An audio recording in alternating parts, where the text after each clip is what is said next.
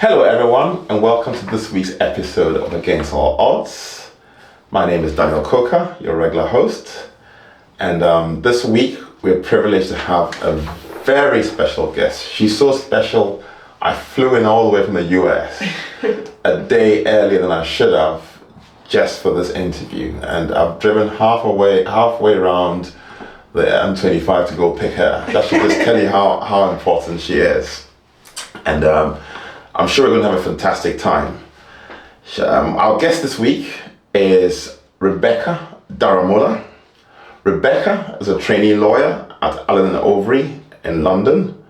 And for the benefit of our viewers who are not very familiar with Allen & Overy is a magic circle law firm. I'm not quite sure what that means, but anyway, I'm sure you explain to us later. Rebecca has a first-class degree in biochemistry from Oxford University, and she also did, and I think she did part of her course as well in Princeton University in the United States. She's also the founder of GapWhiz. Again, she'll tell us a bit more about that later. And also runs a women's travel group. I'm not quite sure whether they know men, but I'll ask you that later. She was born in Nigeria and relocated to England with her parents when she was 12 and enrolled in a school in Bexley, which I'm told at the time was one of the worst performing schools in the country. But despite her humble beginnings, she has a very interesting story, and I'm sure there's so much that we're going to learn from Rebecca today.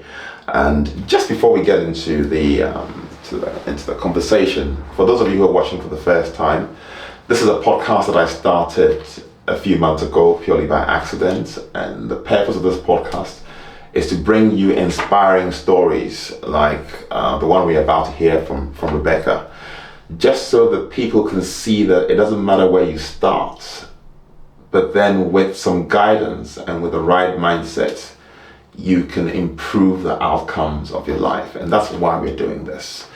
So Rebecca, welcome to the Against All Odds podcast. Thank you for having me. Tell us a bit about your journey so far. I've had a bit of a roller coaster of a journey, so to speak. So I was born in Nigeria, born in... But I'm not getting the Nigerian vibe. It's coming, don't worry. It's growing up in the background. So I was born in Nigeria, born in Lagos, grew up there with my family. Okay. And I was quite young then, so I didn't fully understand the conversations that happened between my parents, but I knew that at some point, whilst I was at primary school, they were figuring out next steps, which was to move to a different country. Okay. I seem to recall a conversation about potentially moving to Canada, but somehow we ended up in the UK. Probably because my cousins actually now live in Canada, so there might have been some kind of conversation related to that. But anyway, we ended up in the UK, and my dad actually moved first, I guess to kind of start the process. Yeah, literally start the process, which meant that during my childhood there was a period of about 4 years or so where I didn't actually grew up with my dad. It was just my mom raising all four of us. I've got 3 siblings. But I had a lovely time. I've got really good childhood memories in Nigeria, and actually when I was scrolling through my Facebook messages, so I got Facebook quite young actually, now that I think about it, because I didn't know what I was doing on Facebook at 12. But I sent a message to one of my friends in primary school, and we're still friends now. Back in 2008 or 9 or something like that, and I sent her a Facebook message saying I really miss Nigeria, and that actually got me emotional. So I had such a lovely time growing up there. I definitely recommend scrolling back on your old messages. It kind of gives you like a perspective of who you were, what mind frame you were 10 or so years ago or so. And yeah, so I moved here. I missed the SATs exams, which is the exams that people do at everything around the start of year 6 to decide whether you're good enough to go to a grammar school or not. So it was really just a case of just getting into whatever school would take me. And that was Iris School, and I think they're now kind of rebranded because they're trying to improve their image. So I think they're now called King Henry School. I'm not sure. It sounds more posh, but you know, So I started out in that school, and it was an experience to say the least. There were one or two teachers that actually kind of cared about progress and wanted me to get beyond the C, so they saw that I had potential. But the vast majority just weren't interested enough in terms of, or invested enough in students' progress. I think it was one teacher who you said mentioned that should get paid even if people didn't. Yeah, literally, and that stuck with me till this day. So it tells you the power that teachers have when they speak into students. They're literally kind of manifesting things, and I think teachers are really, really powerful in terms of children's upbringing, and maybe some of them don't realize that because you grow up and it sticks. So yeah, shout out to all the teachers out there because they're literally nurturing the future. So yeah, I grew up in that environment. I knew that I had potential because, say with maths, for example, because the Nigerian education system is so rigorous that I didn't actually learn anything new until year 10 in maths. Wow. I knew it all, so I was kind of like, why am I here? So I knew I had potential. It was just kind of putting myself in the right environment where I could actually have the opportunity to grow, because I felt like I was kind of almost too big for it, if that makes sense. Because apart from those one or two teachers, once you get a C grade, they just leave you because that's their job done. They're not really trying to get you to get a B or an A, or let alone an A star. Right? They just kind of leave it at that. Leave it to exactly. Towards the end of my GCSEs, year 10, I started thinking about my next steps, because I thought I just need to get the best grades that I possibly can and get myself into a grammar school, because that to me was my exit strategy to come out of all of this. And so I applied to various grammar schools in my area. So I live in kind of Dartford, Kent area, and they're notorious for having really kind of good grammar schools in that kind of area. Which was actually a stroke of luck, because one thing that I found was with schools, for example, they're very specific about where you live. So even if you were a really smart kid and was really good, good enough to get into a grammar school in, I don't know, just for the sake of it, Stratford, they still wouldn't accept you because you live more than an hour away. Where you live actually really matters, which is why house prices in Kent in general are so high, because people start a family and move there so that they can send their kids to grammar school and so forth.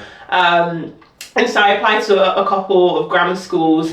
I got a couple of offers. And actually the point that I was making, so Beth's grammar school, I did the entrance exam, I passed, but they said, sorry, you live too far away. So that was the end of that. But I chose St. Olave's, which is in Orpington. Thankfully they didn't care about my postcode. So, and that was a complete transformation. I think that was really when my life started, if that makes sense.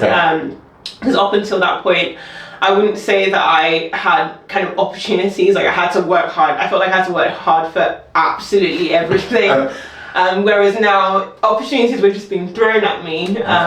So for example, they had a day where they brought in various students that went to Ivy League universities and companies that help students that are interested in applying to Ivy League universities, and they just brought them all there, whereas normally I would have had to message on like LinkedIn and say, please can I have pleased to speak to you. Okay. And so it was just a complete turnaround.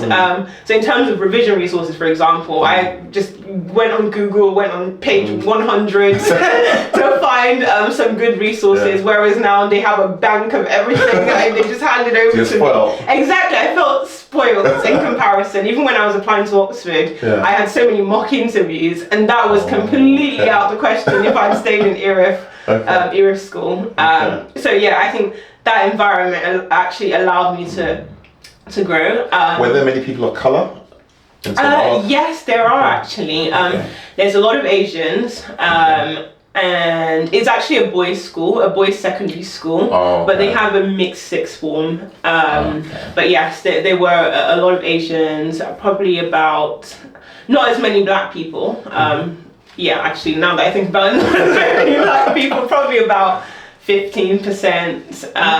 But then the percentage of Asians was probably 60, maybe even 70. Oh wow. Yeah. So, but they were really good in terms of they weren't shy about flaunting it, if that makes sense. So there was I remember when you go into the school and you go to the reception, they have a list of all the names of all the students that got into Oxford and Cambridge the previous year.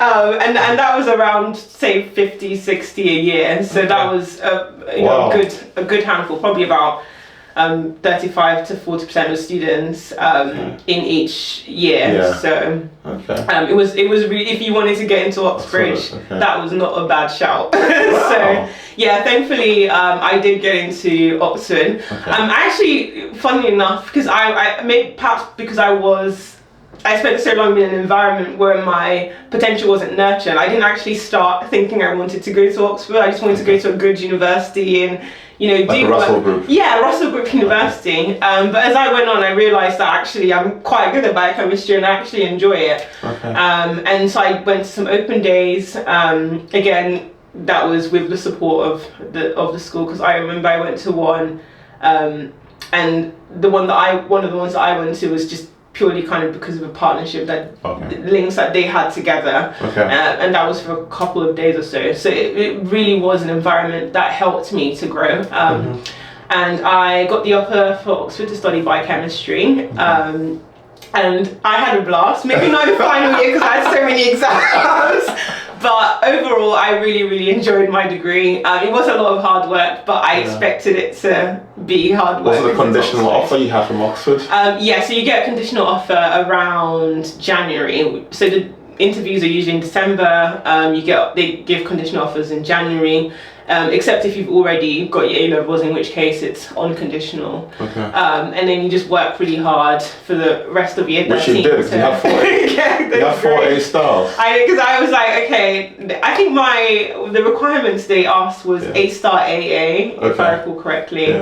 And I did the extra A-level in further maths. I thought, again, it was just my mom actually grew up as kind of a maths teacher when she was in Nigeria and switched careers. So I've got like the maths. I remember she was the first person that taught me how to solve a quadratic equation, and it stuck. I've never, even when I was taught in school, when they tried to teach me in school, it just wasn't as good as the way she taught me. Which is again going back to how rigorous the Nigerian education system is. They really do prepare you for everything. And yeah, that was it was an amazing 3 years, shall I say, because then I spent an extra year in Princeton University for my... Was that part of the course? So it was an integrated master's course that I did at Oxford. And I spent a long semester abroad in Princeton as part of it. It was just before lockdown, so I was quite lucky. Otherwise, that would have all been cancelled. And yeah, I had such an amazing time. Made me wonder why I didn't consider studying in the US a bit more.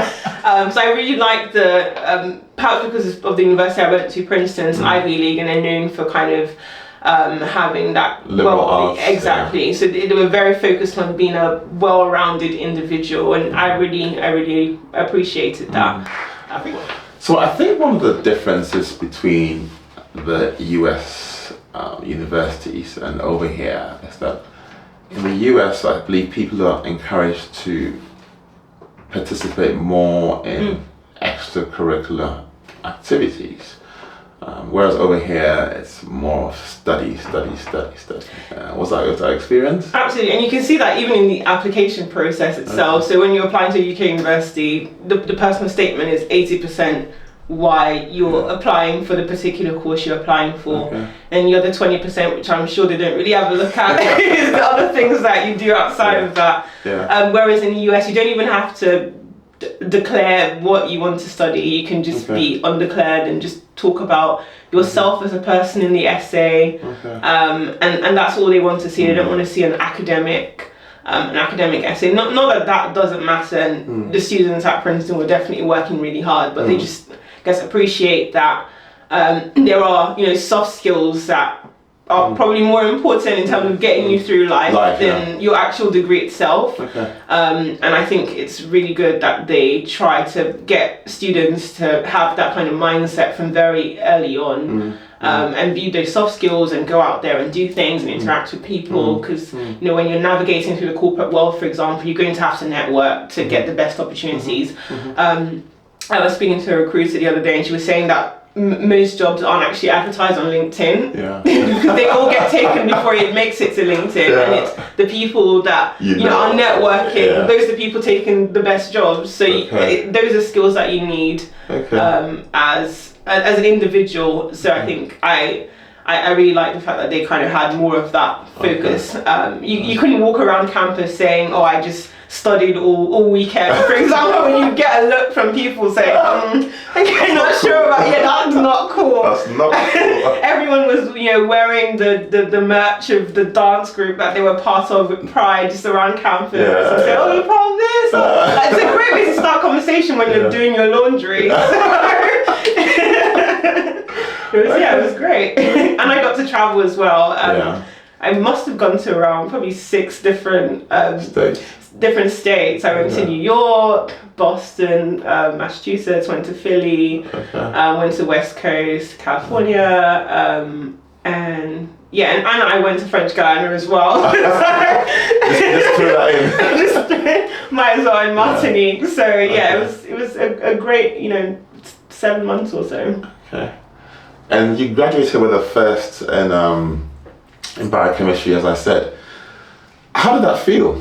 Did you know you were going to get a first? I don't think you ever know you're going to get a first, because I think one thing I definitely found as I progressed, so my first year exams were kind of, I don't want to say straightforward, but they were significantly more kind of straightforward than my third year exams. Because one thing Oxford definitely does is pushes you to the max. And a lot of the questions that you get asked are related to scientific processes that we're only just discovering. I found that for my final year exams, there was just one paper that I could find that explained specific concepts that I needed for my exam. So you kind of had to be more, it encouraged you to be more independent, shall I say. But it also means that you're not quite sure how well it went, because there's not really a formula at that stage of your degree. It's just put it all in, and hope. See what happens. Because it was essay based, so you just don't know how they're going to feel about the essay that you've written.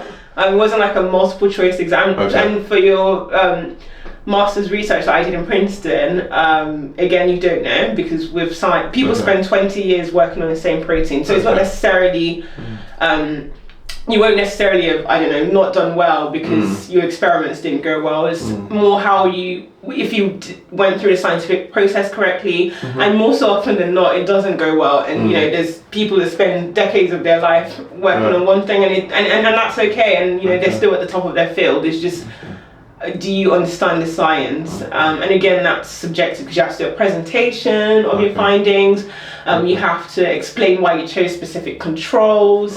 They may or may not agree with the controls that you've taken. And when you're doing these projects, it's really kind of like a full-time job, if that makes sense. There's no one telling you, use this control. You have to you have to figure it out yourself and be able to justify what you've done. But it also means that people might not agree with you.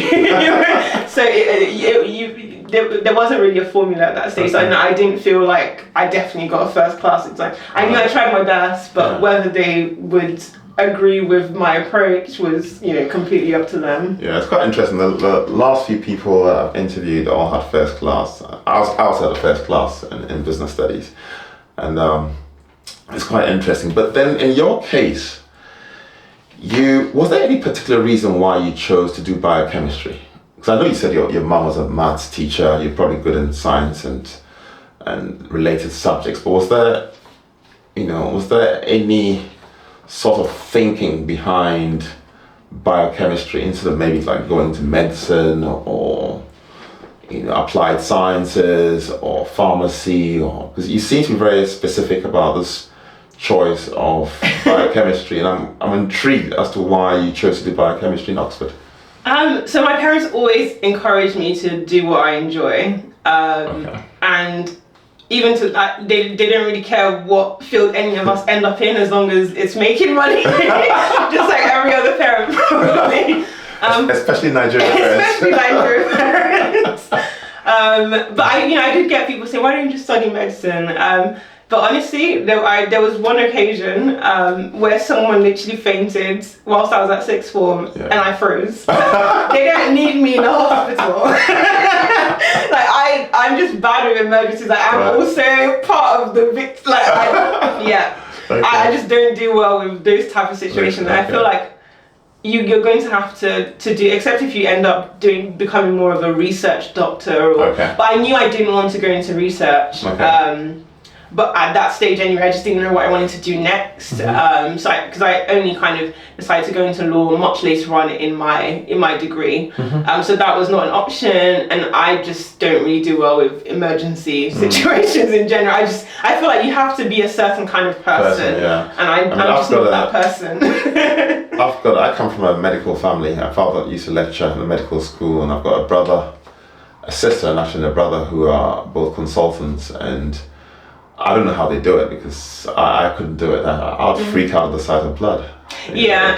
Someone just die and you have to go to dinner with friends. And I just don't know how they do it. You have to kind of be in a certain frame of mind to just be able to do that. I mean, I have some friends that went to med school and studied medicine. They were talking about dissecting a human hand. I'm like, how do you sleep at night? I don't understand having dissected a human hand. I know. Not for me. But I did like the science. So how did you transition from a STEM background? So for those of you who are watching might not be familiar with the word STEM, I think science, technology, engineering, and mathematics. How then did you find yourself pursuing a career in law? I mean, the two are so different. It's like day and night. Because listening to you, I can see that you're clearly a very intelligent person. You're a science student, as was I. I was a clear straight A science student. But you've then made this transition into a very arts-related environment, and law is not exactly anywhere near close to science. What's the thinking behind that? I would say first of all, I like taking risks, but calculated risks. I knew I didn't want to stay in science in context of, because I felt at that time that to really thrive in science, I would need to go down the research route, and like a PhD, a postdoc, and make discoveries and so forth. And I just didn't think that was for me, for various reasons. But it's all subjective, because I think to be a scientist, you have to be a certain kind of person as well. And I'm a genuine believer that the career you choose has to reflect your personality. Otherwise, you just won't really last very long in your career. You have to be very resilient. You have to be okay with all your experiments failing for 5-10 years. And I don't want to say I'm like a get rich quick kind of person, but I do like to have, some sense of fulfillment, that I've achieved something, and I just wasn't sure that that route would give that, because you do have to be very patient. And you have to keep going, and it's almost kind of being an entrepreneur in a sense, because you have to just keep going, even when the scientific world is saying you're mad, everything the papers you publish, they're completely bashing your ideas, you still have to say stand your ground. It's kind of like, I don't want to say, I guess art as well, really. A lot of people only get appreciated after they've died in science. Similar way to art. I feel like the price of artwork goes up significantly once the artist is dead. And you have to be okay with that. And I just wasn't really, it just wasn't really my kind of vibe. So yeah, it was just an entirely kind of personal decision. Me thinking, actually, I don't think this fits with the kind of person I am. I didn't really know what I wanted to do next, but like every other student, I went to careers fairs, did internships. Actually, the journey towards law actually started in a lab when I went to Newcastle University. So I love traveling. There was absolutely no reason I could have done that internship in London, but I thought, why spend the summer in London when I could go to Newcastle? And that was literally it. So I went to University of Newcastle, did some research. It was a spin-off. The company was a spin-off of university. So they do a lot of kind of antibiotics related research, and that was the last lab research internship I ever did, because I thought, do you know what, I'm definitely done. I just wanted to test it out again just to see. I was like, no, I'm absolutely done. So I spoke with my supervisor at the time, and he actually spent some time working in the I think the UK patent office in Wales. So he thought, have you considered being a patent attorney? Just based off his experience, he was saying lots of scientists go down that route, because it's quite, you do actually need your science background, because it's so technical. So you're literally drafting patents, you have to understand the invention. If GSK comes to you and say, we've got a new drug and we want to get a patent for how this drug binds with this receptor, you can't do that if you don't understand the science. So it's very technical. And actually, the top patent attorney firms prefer students that have a PhD. So Carpenter, Ramsford, Marks and Kirk, for example, when you go on their website, everyone's got a PhD. That'll tell you straight away that you need a PhD to get into the top ones. And so I looked into it, I spoke to a few people. I remember I went to Marks and Clark, because they've got an office in Oxford. That was just kind of a short drive away. So I went to speak to one of the patent attorneys. I think I must have just connected with her on LinkedIn or something. We had lunch together, and I thought, okay, this sounds really good, because here's a career where I could use my science skills, but outside a lab, and I can kind of progress through the career ladder and get that kind of rich quick. I'm hoping that was hoping a bit more for. So I did a internship at a small kind of patent attorney firm, because I was still deciding, because it takes a lot to apply to the bigger ones, and I wasn't going to do that until I was sure. And by that point, all I had was a chat with someone in MasterCard. So I thought, I need to try it out myself for a couple of weeks, see how it is. Again, usual Rebecca style, I went to Edinburgh. There was no reason why I couldn't have done it in London. I just thought, I've not been to Edinburgh, why not? And so I went to Edinburgh for the summer. It was, I had a great time there. Lots of rain. But people there were really nice, much less busier than London, which I appreciated. Just to have like a nice quiet summer. And we have some family friends there, so they took me under their wing. I had a lovely time at the internship,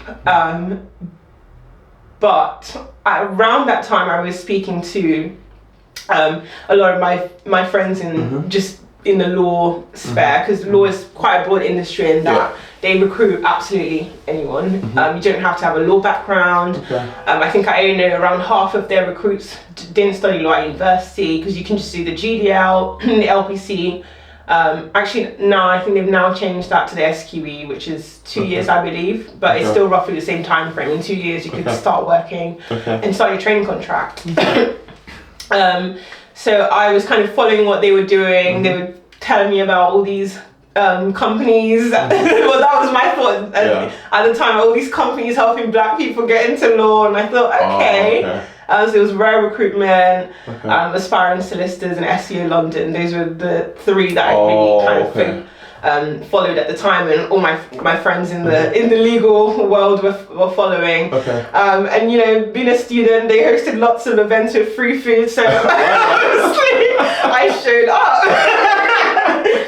And that's why how I kind of got into the solicitor side of things, because what they do is different to, so patent attorneys draft patents, but if you're an IP solicitor, you do everything else after that. So when a company is trying to enforce the patent, if they've got a court case or someone's infringing. Yes, exactly. But obviously there's other areas of commercial law in that sense, like I said, there's banking, corporate and so forth. But I did go in with the mindset that I would eventually end up doing that. And I thought, why not? Because with the patent attorney roles, first of all, they have much less roles because it's a very, very, very specialist area. Even the biggest patent attorney firms in London only have like 10 trainees, which is very, very small. And I felt like I would need to do a PhD to even make it through the door. Exactly, and at that point I already knew that I didn't really enjoy research work, so the idea of doing 3-4 more years doing research was completely out of the question. So I thought, okay, I can still do IP, but not have to do a PhD. So I thought, why not go down that route? And at the time I was like, I'm open-minded anyway. I might not even end up in IP because by that point I was going to because there's so many law events. There must be at least one every week, especially when it comes to application season. All of them have free food. They're always high attendance. That's a very good incentive. Very good incentive. Actually, the reason why I thought about applying to ANO was because they came to Oxford to do an event for students from a STEM background. So it was ANO and HSF that hosted that event. I thought, okay, here's a law firm that cares so much about students with STEM background that they've hosted an event specifically for us. So I thought, I'll apply to them. But I definitely couldn't have submitted a successful application without the support that I got from Rare Recruitment and Aspiring Solicitors, because they have so many programs. So when I was doing interviews, I had mock interviews.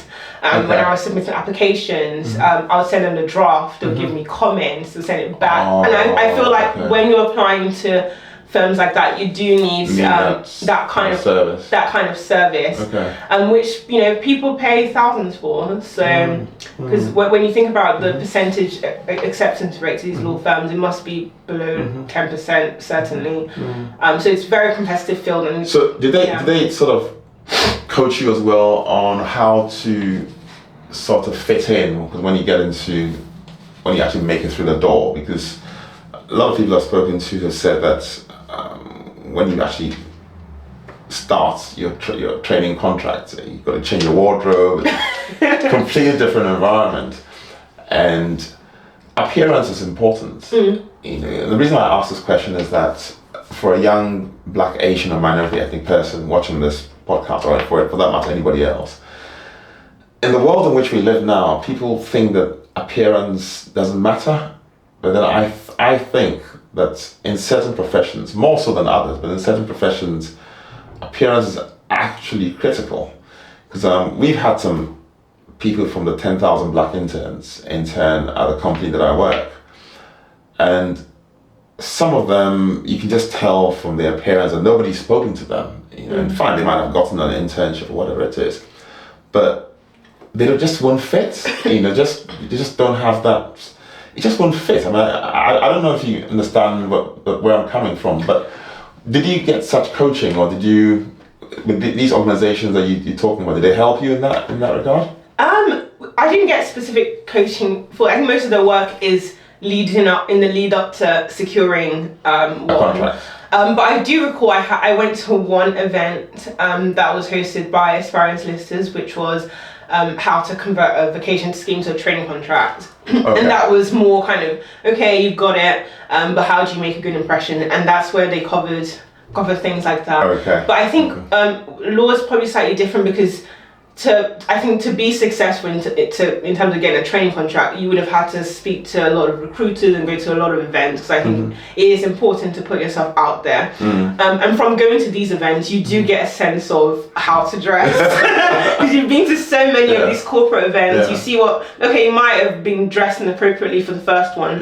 but when you're going to so many, I think law is a slightly different field, because you do need to network a lot before getting to that point, whereas in perhaps other industries where you don't really need to network as much to get through the door, or the networking is slightly different, then maybe you only find out about it once you've started, if that makes sense. But I did have a good idea of how to dress from how to make a good impression. Yes, exactly, because if you're going to A&O's office, for example, you can't wear jeans or, I mean, you literally just be the other one out. So, I mean, some departments have dress down Fridays and so forth, but you know, that's for employees. So you're still trying to make a good impression, trying to get yourself through the door. So I would just err on the side of caution, and dress formally. And then, you know. So were there any skill sets that you'd say you picked up in the STEM world that you think have helped or are helping you now in your legal profession? Absolutely. So science isn't, well, I say science, but it's a very broad field. I guess only speak for the life sciences. In terms of learning style, is actually almost identical to law, which is something I didn't. I mean, I was very glad that it was pretty similar, because it meant that I was already used to that way of thinking. Because it's quite. Law is quite scientific, if that makes sense. It's quite formulaic. You look at the case law, you apply the case law to the case that you're working on. It's a formula. You don't make things up. And that's the way you need to approach science as well. So the way of thinking in law is exactly the same as you would for science. It's just a different topic area. But you still have a formula that you're applying in a sense. I think the big difference is probably the level of reading that you'd have to do. I think with science, research papers are only like a couple pages, tiny font, but still a couple pages. Whereas in law, you're literally just kind of churning through pages regularly. So what was it like growing up in the Daramola home? Probably like a typical kind of Nigerian household. With chin-chins and of course. Pop and all. There was even chin-chin in the house that I left. We're planning to surprise you on this podcast by giving you a pack of plantain chips, but we didn't quite get our scheduling right. It was just a typical Nigerian household. Your parents want you to do well. I think we probably got slightly more leeway than the quote-unquote typical Nigerian household, in that my parents weren't trying to push me to be a doctor, if that makes sense. They were just happy as long as I get good grades and I'm earning decent money. That was their main concern. So they weren't trying to tell us what to apply for, if that makes sense. And my brother has a creative mind, and he's the one who's got the photography. Yes. He studied architecture at university, and I tend to find that from a lot of aunties, for example, they would, if you're in the creative field, they just automatically think you're not going to earn any money and you need to switch immediately. Whereas my parents were actively encouraging him to pursue the creative side of things. It was a Nigerian household, but I got some leeway in some sense, I guess. Okay, cool. You also founded GapWhiz, which is a platform that matches students to internships. Tell us a bit more about GapWhiz. So I actually started GapWhiz during lockdown, because prior to that, I got a lot of questions, because I quickly kind of built a reputation of going on free holidays. I can tell you like your freebies. Absolutely. And one thing that I think, actually for the young people listening, is if you want to get a free holiday, if you're studying abroad, intern abroad, or volunteering abroad, I guarantee you there'll be someone out there that'll be willing to pay for it. And that's one thing, that's why I was able to do so many travels whilst I was at university. I think one summer I went to 10 countries. Because I did that was when I went to China. I did one of the Teach English programs. You went to China? Yes, Okay. pre-COVID.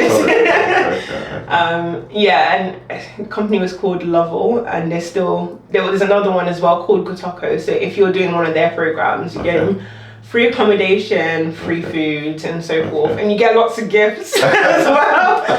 It was a really fun program. I was able to get my university to pay for my flights. How do you get all these? You get all these people to pay for things. You just need to be willing to, speak to your lecturers, speak to the careers office. You need to be good friends with the people working in the careers office and make a case for it. And I think budget is also important as well. So I think one thing I've definitely found is that Russell Group universities tend to have a budget for these kind of things, whereas non-Russell Group universities are more stringent. But I was lucky to go to Oxford, and I just made the case for what I really needed to go to China to teach English and how that would benefit me as a person. And that's. And they gave me so much money that I could go to Japan and South Korea. And so that's how I went to Japan and South Korea, all on the same trip, and came back and didn't spend any of my money. Why not? So, how does GapWhiz actually work? I mean, for somebody watching our podcast today, if you just tell us a bit more about how it actually works. So we started off as like a newsletter to circulate opportunities, and that's what we still do. So it's in internships, part-time roles, graduate jobs, and so forth for students. And we started off just kind of circulating opportunities, but over time we now collaborate with companies and so forth to essentially kind of create opportunities for students who are looking to recruit. So we partner with different companies. So I know this year you've partnered with some companies in the UAE, Dubai, I think. Yes, so that was a role that they were looking for someone in business development and marketing, for example. So we have a big kind of focus on getting students to go abroad to get opportunities, because I think it's something that matters a lot, and it's something that I mentioned as well when I was applying for opportunities, because a lot of students want to go into the corporate world, and these companies have offices across the world, and if you have international experience, makes you more employable. It makes you more employable because you're more kind of in tune with the work that they do, and there's so much movement going on. If they're opening a new office and they want someone, that's a quick way to get promoted. Actually, I'll start it, and there you go. You made partners. So that's really how it works. You need to kind of have that focus. And to be honest, whilst I honestly can't think of a time where we've worked on a deal or a case that just has a UK focus. So we do try and get students to go abroad, but we do also kind of advertise roles in the UK, for example. So the ones abroad tend to be more kind of internships, graduate jobs tend to be more in the UK.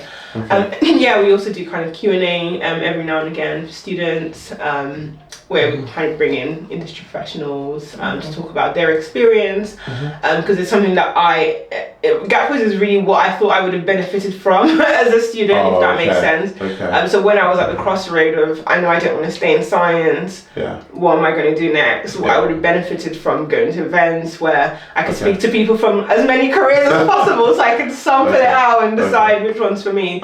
Which is why we have this Q&A where we bring in as many people from as many different industries as possible, so they can compare what they're saying, and hopefully that would help them make a more kind of informed decision on where they want to end up. And I feel like a lot of young people put themselves under pressure as well to have everything set, know where they want to be at age 50, but honestly people change careers every 2 years these days, so you don't need to have everything in check, and you don't know what you enjoy. I think it's probably a good idea to know where you want to be in 2-3 years time, but definitely don't put yourself under pressure to know what career you want to be in 10 years time, because people start a career that they think they'll absolutely love and not enjoy it. That's true. So you just need to be as open-minded as possible. That's good. And you also formed a Black Women's Travel Club, or you run a Black Women's Travel Club in your spare time. I don't know how you do it, because you're so busy. And we scheduled this interview, God knows how many weeks ago, because you're so busy. You're either traveling, you're busy going to courts. We spoke yesterday, you're in courts. You're so busy. I don't know where you find the time to run the Black Girls Travel. And you're telling me on the way here that you've got over 400 people 400 black women in your WhatsApp, in your group. That's just phenomenal. I mean, tell us a bit more about it. I would describe the travel club as quote unquote a passion project, if that makes sense. Okay. I love travel and I want to get as many people traveling as possible. And one thing that I couldn't find anything like it, to be quite honest. I find travel clubs for other races, but I didn't see any for black women or black men as well. So I'm hoping someone listening will hopefully start one for black men as well. And I think it's really important because there's so much like evidence show when you're traveling, you're more relaxed. It's good for your mental health, and it helps in terms of personal development. But for a lot of people, it's not only because they don't go, not only because they can't afford to, but because they don't necessarily know anyone that's going. And one thing I find is, as a student, it's easy to go on trips because every day is a holiday, right? As long as you're showing up to your exams and passing, that's all you need to do. You can go on holiday whenever you want. But once you start working, your friends might not be free when you're free, and so forth. And solo travel was great, but I wouldn't recommend solo traveling as a black female in all countries. There's some countries that definitely tell you to exercise caution or just go with a group, for example. So the aim was to essentially connect black women interested in travel, and just connect like-minded people together. So we do trips, various countries. Went to Rome in April, and our next one is next month actually to Lisbon in Portugal. And we're going to Dubai in December as well. Oh, that's nice. And exciting. So yeah, we're just trying to do as many trips as possible, and we're also aware that there's some black women that are interested in travel, but for various reasons they just can't afford to right now, which is why we do socials in London, so they can still connect regardless. So you're catering for all groups of people. Exactly, as many as possible. And yeah, it's I'll call it a warm space in a WhatsApp group. People can ask absolutely any question. I'm going to this country. What do you recommend? Or what's it like traveling as a black woman in Malta, for example? Because you learn a lot from people's experiences. I've definitely had to think twice about certain trips and what people have said. I'm not sure. I want to go to this country anytime soon. So yeah, it's just a space for black women to connect with each other. How important do you think mindset is to a person's career progression? I mean, the reason I ask this question is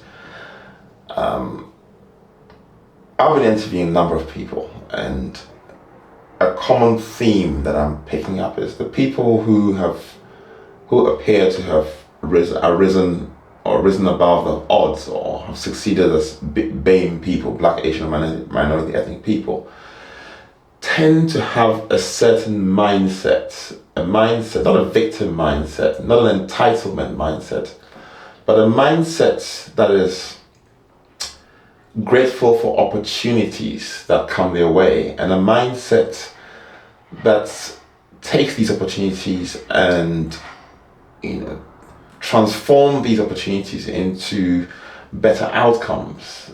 And I don't know what your thoughts are on this, but I mean, what do you think our viewers can learn about the importance of mindset and doing things with excellence? I mean, for instance, like I said, we started this podcast in March purely by accident. I'm not a trained journalist. I've never done this before. If you told me 6 months ago I'll be doing this, I'd have told you you'd lost your mind. This is not something that I do. But then I'm learning as I go along, and one of the things I'm doing or applying is, especially for the people I'm interviewing, that you need to do things properly. Things have to be done with excellence, and we're trying to live those values even in this podcast. So I don't know if there's anything you can tell or share with us from your experience about how important having the right mindset is, to a person's career progression. I think mindset is the beginning and the end of your career, really. Literally that summarizes it. If you don't have the right, if you say you're not going to do something, you are not going to do it.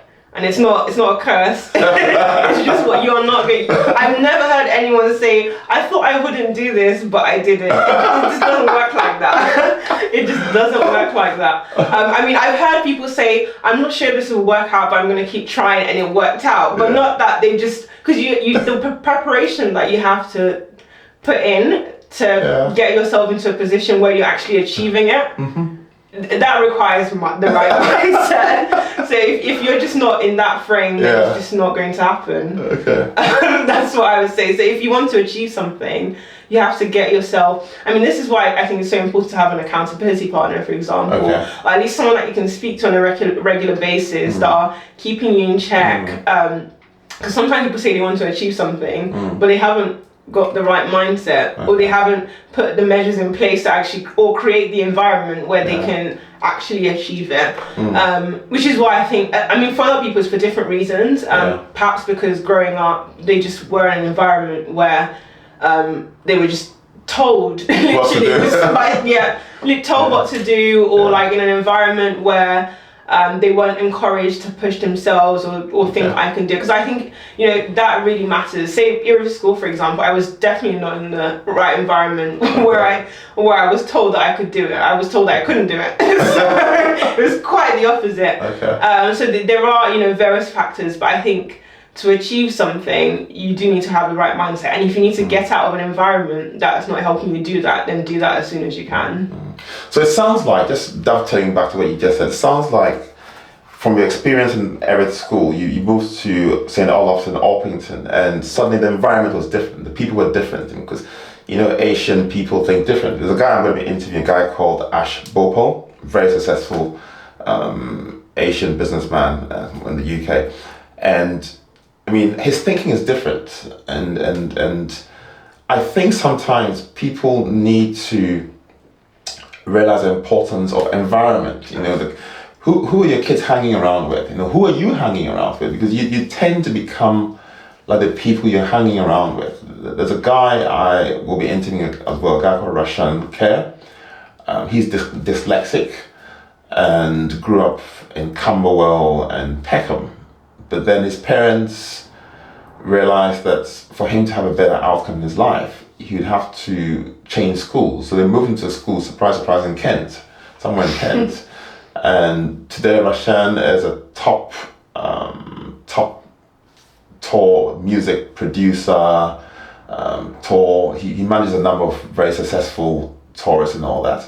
And one thing I learned from my conversations with him is it's very important the environment you find yourself in, because the environment you find yourself in influences your mindset. You know, because people who succeed have what I call a possibility mindset. They see beyond the color of their skin, which is a limitation, but then they see beyond it. And it sounds like you've sort of had that mindset as you moved along. I've just come back from the US actually just a day ago. I can't believe it actually. And a very hot topic there is that the US Supreme Court has, just in the last week or two, abolished the Affirmative Action Act, which essentially allowed people of color to be considered for positions in prestigious universities like Princeton, Harvard, Yale, MIT, and all that. And it's a big thing because all of a sudden, by the stroke of a pen, it's no longer there. You know, how do you think this is going to affect people of color, you know, in terms of access to the opportunities that these places of learning offer? I think it will have a negative impact, unfortunately. Because thinking back when I was at Princeton, I hardly met anyone that wasn't on some form of scholarship. Because US universities are notorious for being expensive. Yeah, pretty expensive. I think Harvard's tuition fees is probably $50,000 a year or something like that. And so these universities already naturally favor people that can afford the full fee. And unfortunately, a lot of black people can't do that. Okay. So I think they're going to have to work harder to get these places, if that makes sense. Because say Ivy League universities, when you're applying, there's literally a question that asks you, do you know anyone? Did any of your family members study at Harvard? And that makes you more likely to get in. Everyone knows that. Right. But when you don't have positive discrimination to balance that out, then it's just skewed to the other side. So it's, I think this is really bad for Black people who can't afford the full tuition fees and are now having to work even harder. And when you think about these applications, to be exceptional, you need to be in the right environment. So it's a bad day. But hopefully that's something that I'm sure there'll be a lot more debate and discussion around it, and hopefully be reversed, because I honestly don't know how anyone can afford, when you think about it, the full Rice Scholarship times 4 with the average US salary, for example, and tax and so forth. It just makes things a lot harder. But I hadn't even thought about that cost implication of the decision, but now that you said it, I think that's... Because it just means that if they remove the positive discrimination, it means that you're going to have to be earning more to get your leg through the door, if that makes sense, or be highly exceptional, like Michael Jordan kind of level. Whereas, say, the average Black person who's really smart, has a potential, they're significantly less likely now. You have to be either highly exceptional or have a lot of money. Which is a difficult one. And you've mentioned that you're passionate about traveling, and it's one of the things that we share, because you've been all over the world. What does traveling do to your perspective of human cultures and stuff like that? Obviously, you meet all sorts of people and stuff like that. And do you think that traveling expands your horizons? It makes you more tolerant of people, it gives you some soft skills, perhaps, because as you mentioned, a lot of companies these days have global offices or global presence, and you need to know how to relate with people. And I find that people who are more traveled seem to relate better. I mean, what do you think about that? I absolutely agree. That is definitely, I feel like I could speak to anyone. And that's because, I've been everywhere, met people with different backgrounds, and you can start a conversation. I feel like if you're kind of in the London bubble, and then you go somewhere else, people different, like you might struggle to even know how to hold a conversation, but you have to do that if you're in the corporate world, because you meet people from different backgrounds, ages, etc. And you need to not only hold conversations, but continuously hold successful conversations. And if you're just used to kind of speaking to people in your London bubble, then you kind of struggle with that. So I think it's something that matters in terms of career progression. If you're looking at in the corporate world, companies, different offices, and you have to network and interact with people with all kinds of experiences, then that's something that you'd have to do. Absolutely. You've come across, I've known you for the best part of 4 to 6 weeks, I'd say, and you come across as very confident. Have you always been this confident, or has your confidence grown as your experiences have, your horizons have expanded, you've traveled more? Does that kind of... And also, how important do you think confidence is to a person's career progression? So we started this podcast, and I tell you what, you've got to be brave to put yourself in front of a camera for the world to see and to criticize. You've got to be either crazy or brave, and I think that sometimes people lack confidence, and that sort of hinders them, especially as BAME people. Do you think that people, tell us a bit about your experience, and do you think people can do something to improve their confidence, or it's important to improve their confidence? I don't think you need to be born with some people are just born with confidence. They're literally doing presentations from birth. And the lead characters in plays in primary school and so forth. But it's something that definitely can be nurtured, something that you can develop over time. Do I think I'm one or the other? I think I'm probably more of the nurturer category. Okay. So it's something that grew more and more over time. Okay. Because I felt like the more I was in an environment where I was succeeding and feeling fulfilled, that naturally fed into kind of my confidence. Okay, if I can do this, I can do this as well. So okay, I can do the next step. So that's kind of how it's worked for me mentally. It's like my confidence is kind of tied into how much I'm achieving in a sense. So whereas some people doesn't matter if they've just started a company and invested 100k and not made any money, they're still confident. I'm definitely not in that bucket. That's more of a natural confidence, I would say, to have everything fail and you're still able to keep on going. Exactly. Okay. So my research tells me that you relax by watching Netflix. I don't know if that's true or not. Psychological thrillers. Scrolling through your Instagram feed and watching videos from your favorite YouTube influencers. Can you share any interesting series you might have watched and any influencers you might be following? In terms of series, I might sound a bit boring, but I'm really into history. Okay.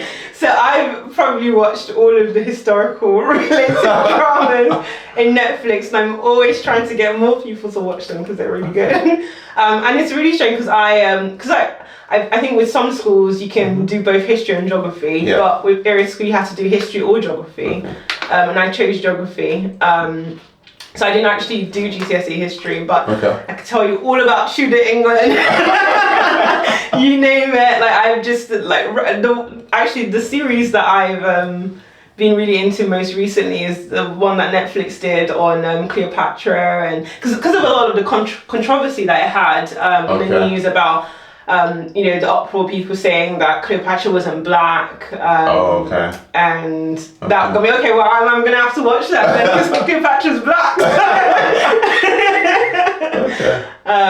But yeah, apart from that, I just watch kind of, say, there's a Netflix made kind of series called You. I'm not really into the horror gory, but I actually enjoy that because it's got like a hint of comedy as well. So you're kind of laughing through it, but people are dying. It's a bit weird.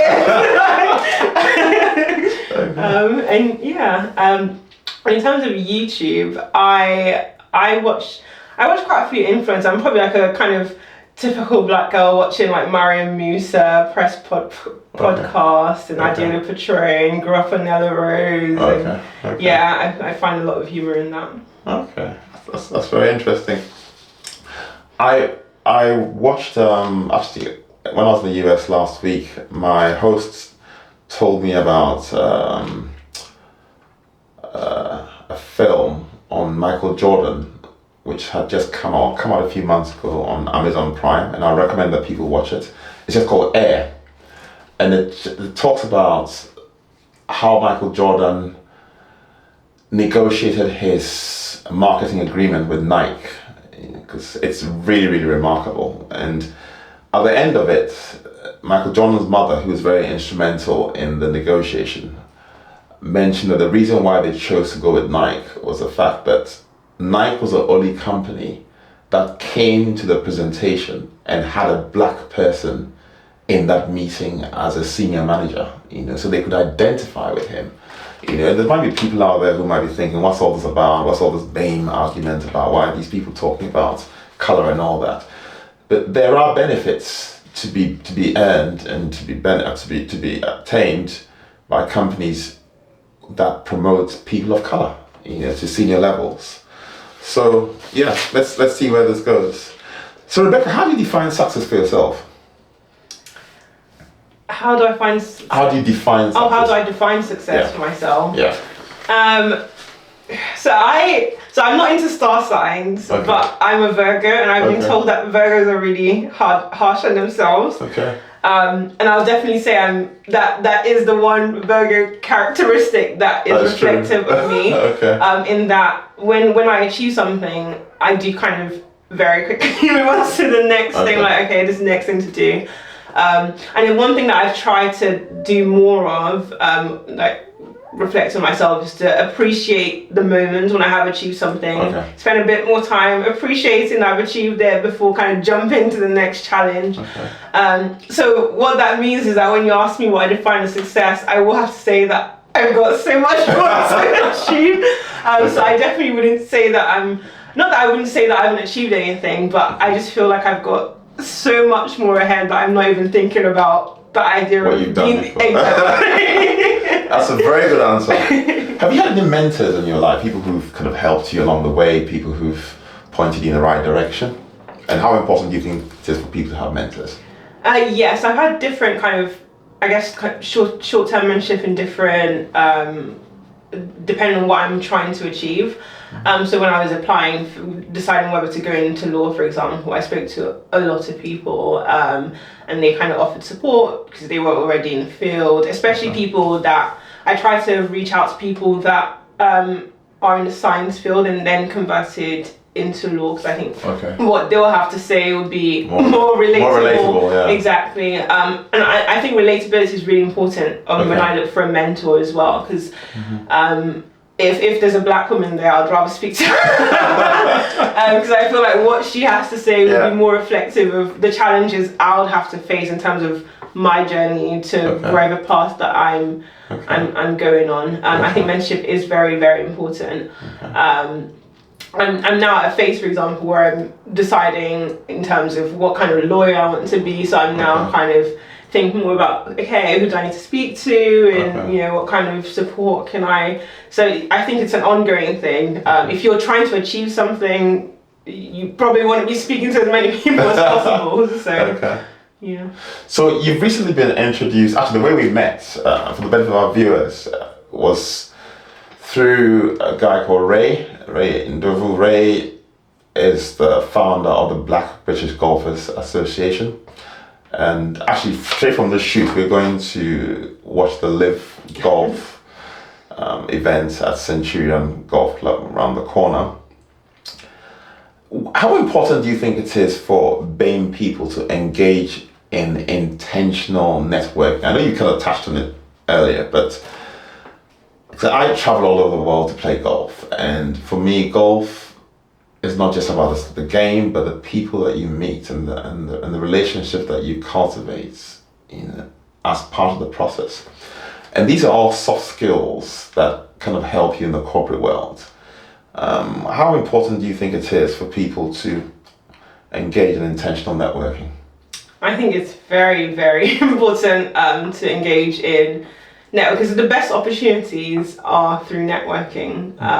You don't get the best jobs on LinkedIn, for example. You just hear that someone's got a job that sounds really cool, and you're like, oh, how did you? Because they were networking. So it's even when you feel like there's some networking events that I go to, and I'm like, I almost have no business being here, but I'm just going to talk to people, because you just don't know. You just don't know who you're going to meet, who knows who that you might need to speak to at some point. And one thing I definitely would say is I some people go to networking events and they don't stay connected. I'm like, why were you here?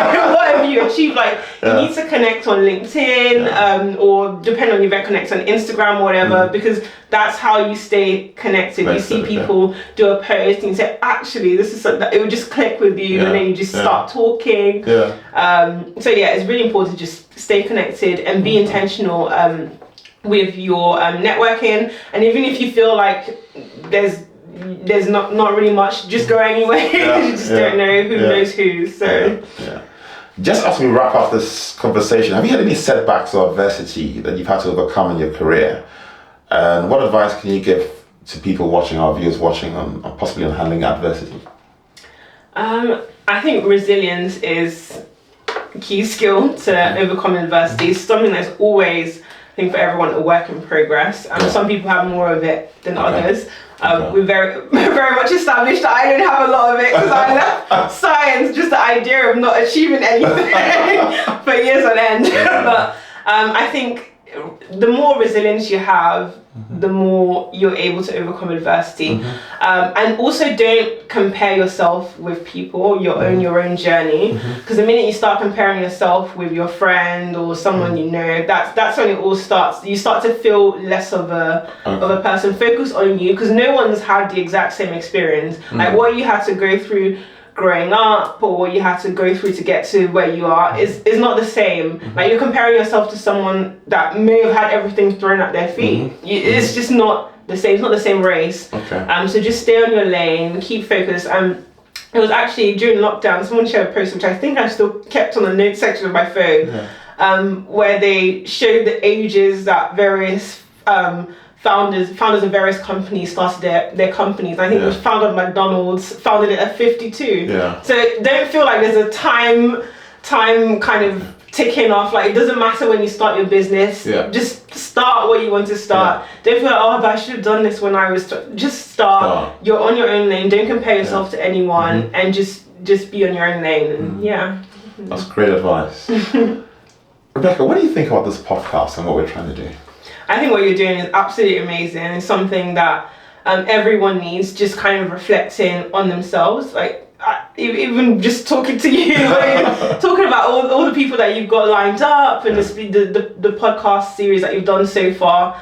I think it's definitely something, especially for young people like myself, like it's something that we find inspiring. So please keep doing what you're doing, because we look at that and we go, yes, this is this is achievable, especially when as a black female or as a black male, you see people that look like you being in amazing positions that makes you feel more confident. Back to what we talked about, because you think you can do it.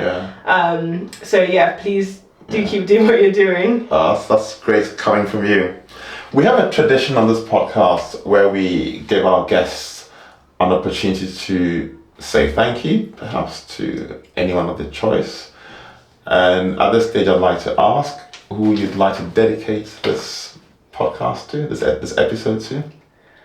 I'll very much like to dedicate it to my mum, because she's just a hard worker. I know everyone says this about their mum, but my mum is a hard worker, and I'm just inspired by what she's done and how much she works hard till this day. I'm like, I don't know how you do it. Like, I don't have half the energy that you do, and you keep going. Like, she really puts me to shame. Like, she should be the one sitting here.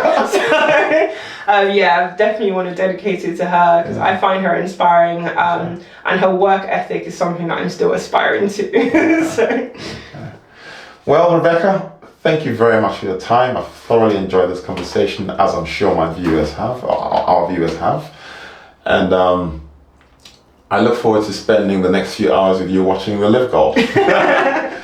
Well, Rebecca, I did mention during the conversation that we had planned to surprise you with a little package, and hadn't managed to, but my producer is he's very creative. Worked his miracles. He worked a miracle, and we have a little gift for you to say thank you for giving us your time and for all your words of wisdom. And I'm sure something that you'd enjoy. I will definitely be enjoying this. And there's something in there that I know you like. It's one thing that I don't share is plantain crisps. So thank you very much, Rebecca. Thank you. So on this note, ladies and gentlemen, we'd like to bring this conversation to a close. If you've enjoyed this episode, I'd like you to do a couple of things for me. I'd like you to leave some comments in the comment section. It's very important. We keep saying this, but people keep sending me comments and positive feedback on WhatsApp, not on the channel. And I need it on WhatsApp, but also on the channel.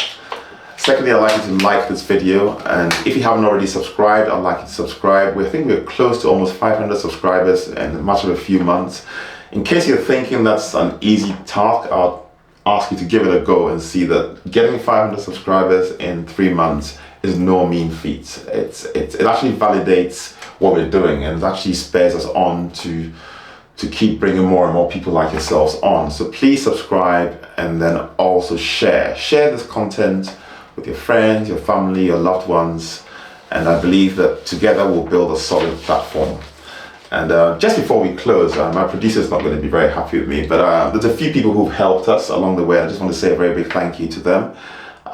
Could see Marlene Mtambuzi has been a very great supporter. Richard Deborah has also helped us. David Konatia Hulu, George Afwakwa, my own brother Dr. Nicholas Coker, my sister AC Cleland, my other sister Dr. Lucy Chaminsa, and a few others, Mr. Abby Nelson and Mr. Chris Money. And there are a lot more others, so in later episodes I will say thank you to them as well. And if you've enjoyed this podcast and would like to support us, there are payment links in the description below. And if you're a company owner or you're a CEO or you're someone in the position of authority and you'd like to sponsor a few episodes of this podcast, again, you can contact us. And we'll be happy to feature your company for a number of episodes that we can agree on. And yes, together we can build something great, and we look forward to your support.